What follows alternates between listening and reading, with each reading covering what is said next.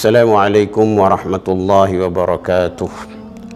Alhamdulillahi rabbil alamin. Wassalatu wassalamu ala ashrafil anbiya'i wal mursalin wa ala alihi wa ashabihi wa man tabi'ahum bi ihsanin ila yaumiddin, amma ba'd. Hadirin dan hadirat sidang pendengar yang dirahmati Allah sekalian.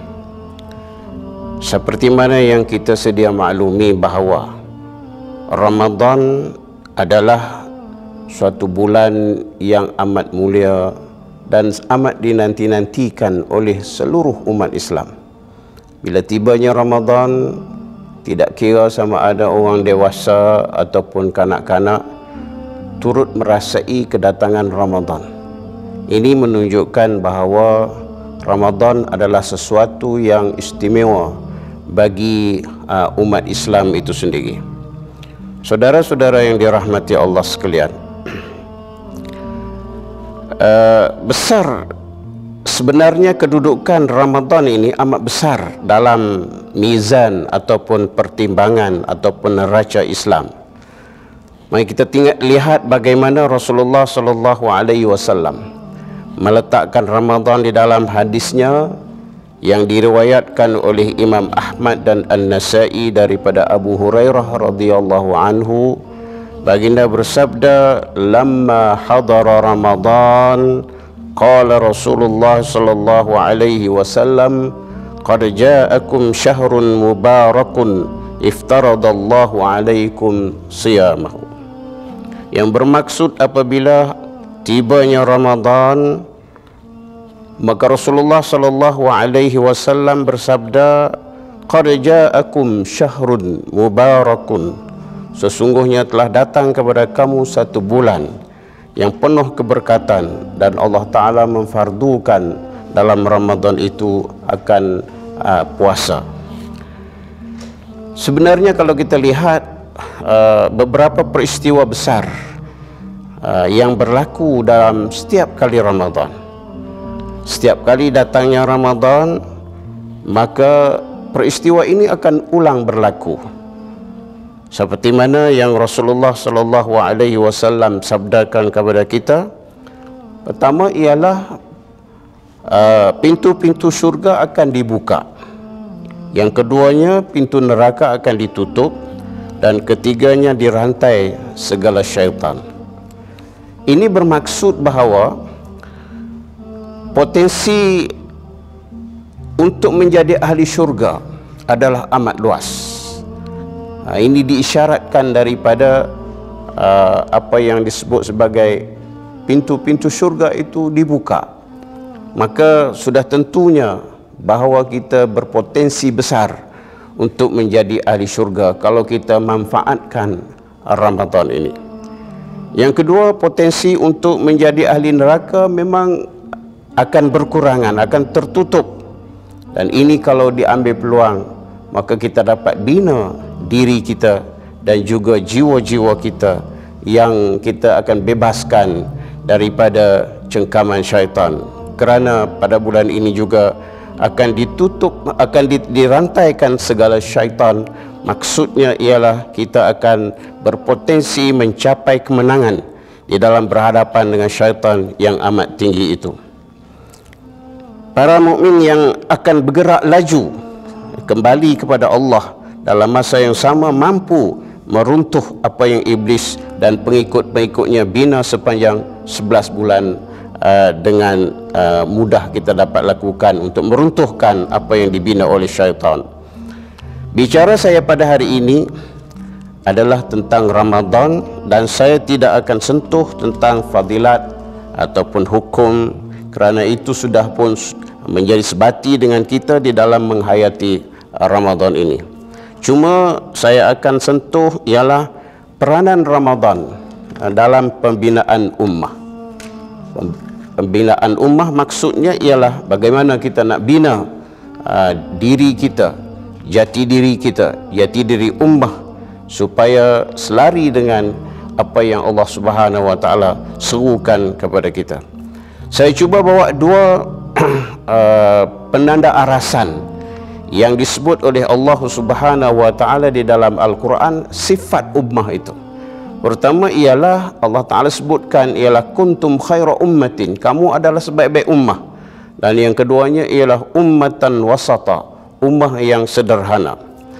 Jadi apa yang kita dapat lihat daripada dua penanda arasan ini, yaitu kuntum khaira ummatin ukhrijat lin-nasi ta'muruna bil ma'ruf wa tanhauna 'anil munkar wa tu'minuna billah, yaitu ayat 110 surah Ali Imran, dan juga ayat wa ja'alnakum ummatan wasata litakunu syuhada'a 'alan nas, ayat 143 surah Al-Baqarah.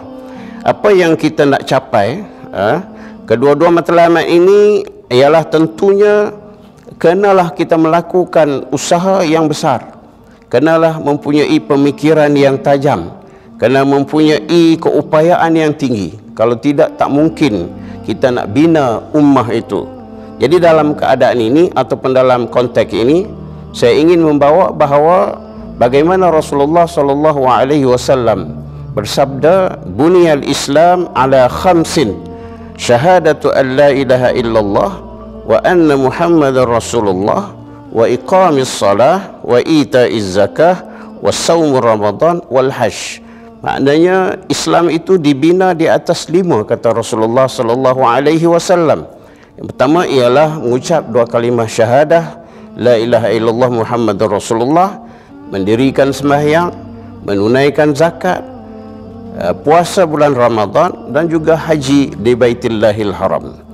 Sebenarnya kalau kita lihat bahawa Islam adalah agama yang syumul, yang merangkumi segala aspek kehidupan, menyangkut soal akidah, soal solat, puasa, haji, umrah, zakat, sedekah, i'tikaf, qiyam, ilmu, adab, dan juga fadailul a'mal, tijarah, usrah, perang, damai, tarbiyah dan sebagainya.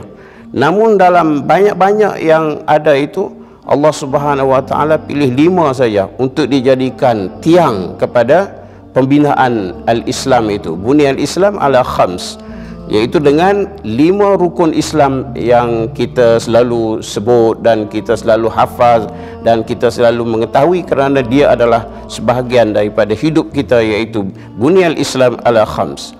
Jadi dalam banyak-banyak konsep-konsep Islam itu, maka Allah Ta'ala pilih 5 ini. Dan 5 ini salah satu daripadanya ialah puasa bulan Ramadan. Jadi maksudnya tuan-tuan sekalian, kalau kita teliti dalam perkara ini, bahawa Allah Ta'ala pilih untuk puasa Ramadan itu dijadikan asas ataupun tiang di dalam pembinaan ummah, dalam pembinaan Islam itu sendiri.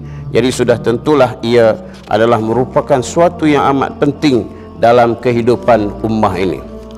Untuk itu tuan-tuan sekalian, cuba kita lihat bagaimana umat Islam ini dibina dengan atas asas 5 ini. Pertama, kita memahami tentang soal yang paling pokok ialah kita kena letakkan diri kita ini bersyahadah asyhadu an la ilaha illallah wa asyhadu anna Muhammadar Rasulullah. Maka dengan ucapan ini kita sudah mengisytiharkan bahawa kita adalah seorang yang mukmin, seorang yang Islam, seorang yang telah memberikan perakuan untuk tunduk dan patuh kepada Allah Subhanahu wa taala, kerana makna al-Islam itu maknanya ialah tunduk, maknanya menyerah diri, dan juga al-khudu', maksudnya ialah kita menyerah diri kepada Allah Subhanahu wa taala. Jadi apabila kita melakukan ikrar ini, maka kita menjadi seorang yang Islam, dan kita isytiharkan bahawa kita sudah pun menjadi seorang yang beriman kepada Allah dan beriman kepada Rasul sallallahu alaihi wasallam. Tuan-tuan yang dirahmati Allah sekalian, inilah asas yang kuat, asas yang pertama dan asas yang dibina di atasnya al-Islam itu sendiri. Kemudian diikuti dengan rukun-rukun yang lain, dan saya nak cakap sini ialah tentang rukun berpuasa itu. Jadi pentingnya puasa, maknanya puasa ini ialah sebahagian daripada tiang untuk pembinaan ummah itu sendiri. Bagaimana kita nak membina ummah yang baik, maka mestilah salah satu daripadanya ialah meletakkan diri kita melakukan ketaatan, kena berkorban untuk kita melakukan penghayatan Ramadan ini dengan penuh ketakwaan. Sebab itulah dalam Al-Quran disebut la'allakum tattaqun, kutiba alaikumus siyamu kama kutiba alal ladzina min qablikum la'allakum tattaqun. Kerana kita nak bina orang yang bertakwa, nak bertakwa kepada Allah. Jadi kita melalui proses madrasah Ramadan. Ramadan ialah satu madrasah, suatu sekolah di mana bila kita masuk di dalamnya, kita melakukan satu proses pembinaan diri kita, dan apabila kita keluar, maka kita diharapkan menjadi orang yang bertakwa kepada Allah Subhanahu wa taala. Maka saya menyeru kepada diri saya sendiri dan juga umat Islam supaya apabila kita masuk dalam Ramadan dan apabila kita keluar dalam Ramadan, daripada Ramadan, dia ada perbezaan waktu kita masuk dan waktu kita keluar. Kalau kita masuk dalam keadaan yang kita kurang, maka apabila kita keluar ialah kita seorang yang ada mempunyai kesan daripada pentarbiahan dalam sekolah Ramadan itu sendiri.